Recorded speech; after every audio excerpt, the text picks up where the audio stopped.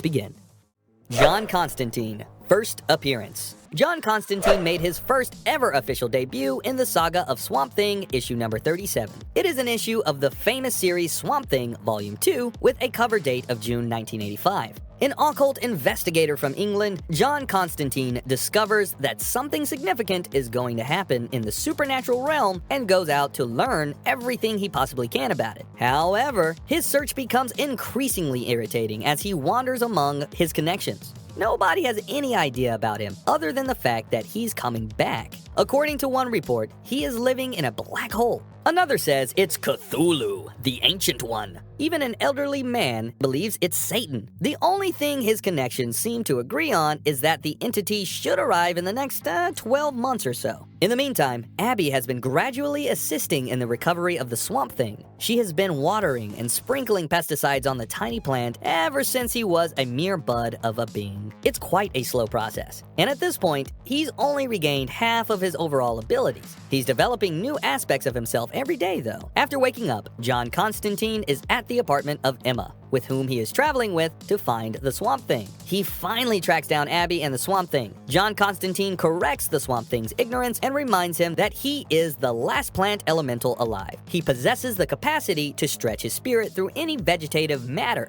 allowing him to teleport to practically any location on Earth within an instant. The Swamp Thing begs Constantine to stay and tell him all he knows. Desperate to learn more, John leaves them, claiming that he has other commitments, but not before revealing that he would be in Rosewood, somewhere outside Chicago, in a week, and that if they meet him there, he will explain much more. In the meantime, Emma paints a dreadful portrait of a deformed guy on the spot. When the entity, known as an Invenche, returns back to life, the terrified artist jumps out of her studio window and dies. There's also a montage of several other additional evil crimes committed by Constantine's other acquaintances. Swamp Thing appears to have totally regrown in Hauma and is engrossed in deep thought. Since their communion, Abby half-jokingly mentions the possibility of a honeymoon for them. He dimly recalls the term Rosewood, and he's just too preoccupied with the thought to notice Abby's honeymoon proposal. It's my fault. I'll sort this.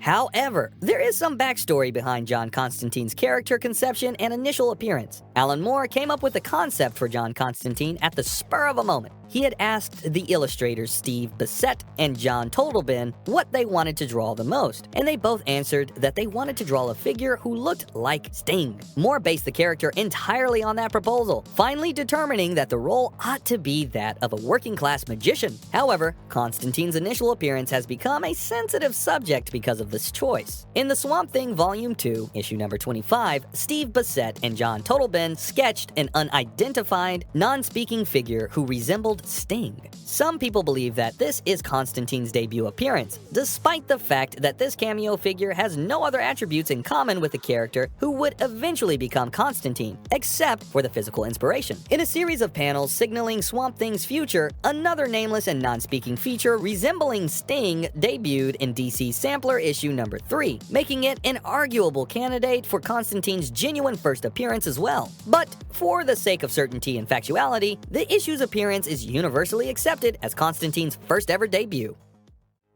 The Becoming of John Constantine. Born in the English city of Liverpool, John Constantine had performed a spell which taught him when he was a youngster who was simply experimenting with magic. This particular spell would only make him a more potent magician. However, he was not informed that the spell required an inevitable sacrifice. As a result, his family's home caught fire, killing his mother and father. Constantine was a reckless, silver-tongued rebel in his early manhood, unsure of what he was meant to become. Despite his provocativity for conjuring, Constantine continued to demonstrate an interest in the occult, albeit only as a hobby, until he established a relationship with Marguerite Ames, a police officer. Constantine thought she deserved a regular existence and abandoned her without an explanation after the two bonded over amateur magical escapades. Afterwards, Constantine and his first love, Veronica Delacroix, established Mucus Membrane with their buddy Gaz Lester, a mystical punk band. The three led a rock star lifestyle and began to take their magic more seriously, until one of their spells went horribly wrong, leaving Delacroix gradually abandoning her connection to the mortal world. Constantine was unable to stop it, and as a result, the band disbanded, no pun intended. Due to the consequence of this occurrence, Constantine became even more determined to concentrate on his magical powers.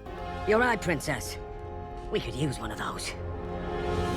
After his period as a rock star, he traveled Europe to learn everything he possibly could about the occult and magical before heading to New York City to study with Nick Necro. He had trained under the legendary Giovanni Zatara and Baron Winters. Zatara's daughter, Zatanna, an extremely talented magician, happened to be Nick's girlfriend at the moment. John just fell in love with her the moment he saw her. They studied together and fought occult dangers such as the cult of the Cold Flame. On the other hand, Nick got obsessed with finding a mythical book of magic, and in doing so, betrayed his comrades and joined the Cold Flame. After that, John and Zatanna dated for a while before separating after John killed her father during a spell that went horribly wrong. Zatanna put a spell on John before their split, forcing him to be a better person. When John returned to England at some point, he fell in love with a wonderful young lady named Maureen. But unfortunately, their relationship ended as her involvement with John gradually led her to commit suicide, for which John would always blame himself. John had an on-again, off-again romance with the demon Blythe,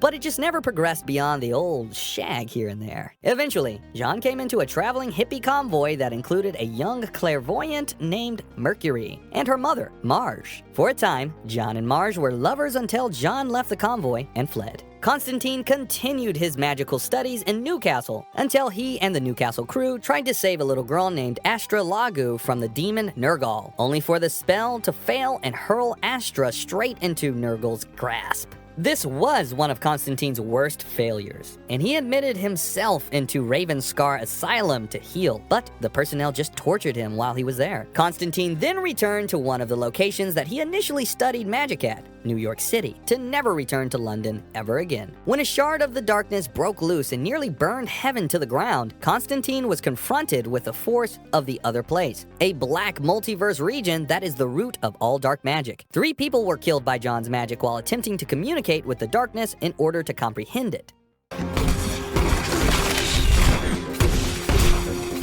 Keanu Reeves as John Constantine. Keanu Reeves played the part with his natural accent and hair color, and the character was designed to seem like the English artist Sting, who was born in Liverpool. There are several differences between the comic incarnation and the Constantine played by Reeves. His comic incarnation is much more powerful and has various supernatural abilities as compared to his role in the movie, where he is mainly shown as a powerful paranormal investigator and occult enthusiast. On the earthly level, John Constantine is a human with magical powers to see the true face of both angels and demons, who go on to say, "I guess there's a plan for all of us. I had to die twice just to figure that out." Like the book says, he works his work in mysterious ways. Some people like it, some people don't. His sights troubled him from a young age since he was born with the power to see real faces of creatures, most notably angels and demons, on the earthly level. An ordinary bus journey, for example, provided him with glimpses of the otherworldly. John became addicted to smoking cigarettes during his teenage years, and he could easily consume 2 packs every day. His smoking addiction finally led to deadly lung cancer. Reeves, as John, chose to commit suicide after 15 years of suffering from the mental horrors of his visions. His soul was doomed to hell as a result of his acts. Paramedics were able to resuscitate John after he had been declared dead for about 2 minutes. Despite just being dead for 2 minutes, John later recalls feeling as though his entire lifetime had gone by before he was resurrected, and that time in hell was much different. After seeing his visions and witnessing hell and demonology, John wanted to become an exorcist. Demon hunter John Constantine, played by Keanu Reeves, has been to hell and returned as a suicide survivor. And he knows that when he dies, he will be destined for Satan's world unless he can garner enough goodwill to climb God's stairwell to paradise. Constantine becomes entangled in mysterious schemes involving both demonic and angelic powers while assisting policewomen such as Angela Dodson, played by Rachel Weisz, in the investigation of her identical twins' apparent death. Reeves, as John, is gifted with the knowledge of the occult. Though he fights demons with various tools and weapons, John has a deep understanding of occultism, allowing him to execute numerous rituals, spells, and magic. He is also adept at astral projection and is capable of separating his soul from his body in order to travel via different dimensions. John has the ability to exorcise demons and ghosts in general. He sends them back to hell by performing several spells and setting traps for them. One of John's offensive skills is pyromancy, where he uses his lighter to generate flames or hellfires. John was born with an ability that allows him to see monsters' true faces underneath their human disguises, most notably angels and demons. Note that this ability was nameless in the film, but was dubbed True Sight in the video game.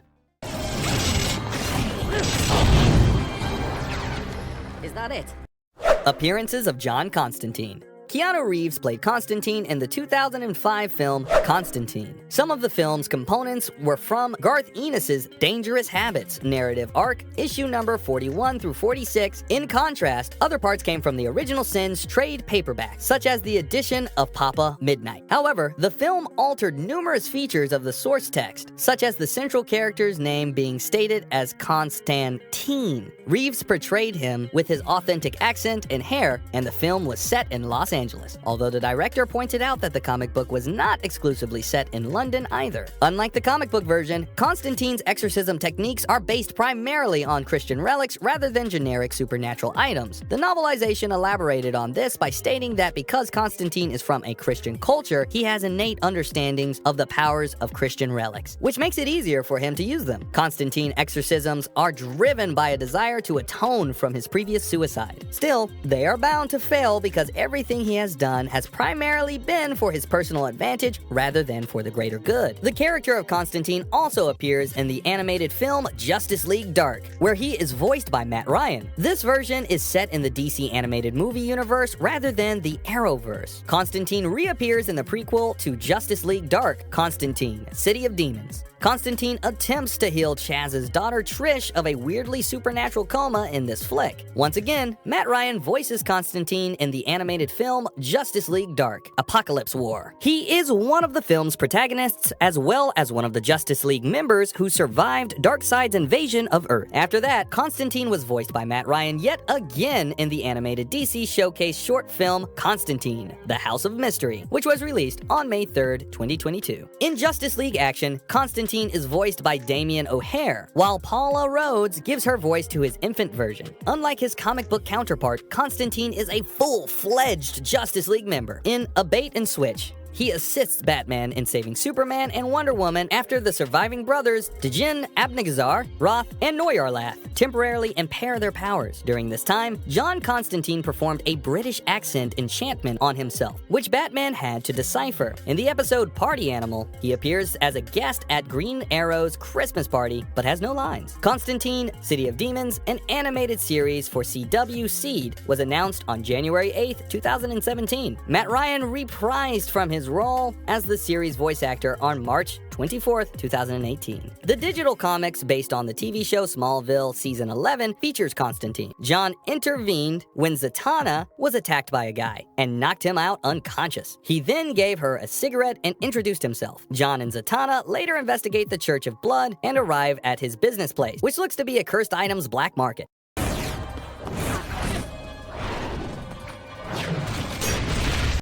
What makes John Constantine so powerful? John Constantine has been gifted with many supernatural powers and abilities, and the knowledge of the occult and the magical was just one of them. Constantine is a magician, but unlike other magicians, he only utilizes magical spells when they are absolutely necessary, particularly in a fight. Divination, demon summoning, curses, spirit ward creation, golemancy, necromancy, illusion casting, and mind control are just a few of the powers that John possesses that make him so much more potent than all the rest. He is blessed with the ability of synchronicity wave traveling, which is the innate superhuman capacity to always be at the right place at the right moment. This has resulted in John having remarkable luck, such as winning vast sums of money from arcade machines and casinos, escaping damage, and more often than not, meeting the proper sort of allies to assist and even prevent or halt a cataclysmic occurrence. In this way, he can also modify the battlefield to his benefit. Apart from occultism, prestidigitation, hypnosis, and escapology, John Constantine is a master con artist and dealmaker. These abilities are frequently more valuable than his magical abilities. The majority of Constantine's obstacles are overcome for his ingenuity. He is widely regarded as the finest con artist in the world. His trench coat comes with some demonic powers too. Constantine is able to utilize a type of magic that allows him to manipulate and hack even the most modern technology known to exist, such as apocalyptian technology. He used this to release Cyborg from Darkseid's control, as well as the Furies from Darkseid's control too. Constantine as a character. Constantine was first established as a supporting character for Swamp Thing, and despite his own fame, he has always been associated with the character. To say that John Constantine's life was difficult is an understatement. There are a few characters in comic books who have endured as much adversity throughout the years. As revealed in Hellblazer issue number 39, it began even before he was born in John's instance. John had dreams of what he called the Golden Boy. When he was a youngster, he was essentially just that, an imagined buddy, composed of gleaming golden light, whom John both admired and despised for his seeming perfection. However, when John was older, he discovered that he was neither fictional nor a friend, but rather a parallel world echo from a twin brother he had no idea about. Constantine is famous because although he is a fictional figure, several of his persons who created his stores claim to have seen him appear in real life. He is an ill-tempered and unpleasant humanist with a passion for magic and danger, while also being a caring man who works to transcend the influence of heaven and hell on humanity.